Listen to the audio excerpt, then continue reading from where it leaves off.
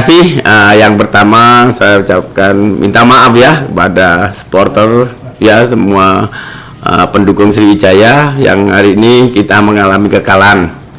Yang jelas kita juga belum beruntung juga.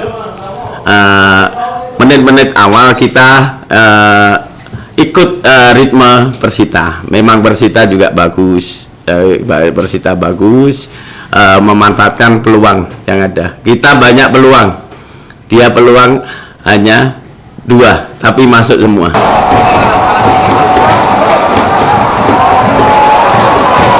Bahwa tidak mudah ya untuk mengalahkan Sriwijaya, tapi kami sudah adaptasi 2 hari di sini ya. Begitu datang kita adaptasi, coba lapangan di luar, terus OT official training, karena kita tahu ya kondisinya memang sangat panas sekali ya. Kita tidak bisa main terbuka dan kita juga tidak main fighting terus ya.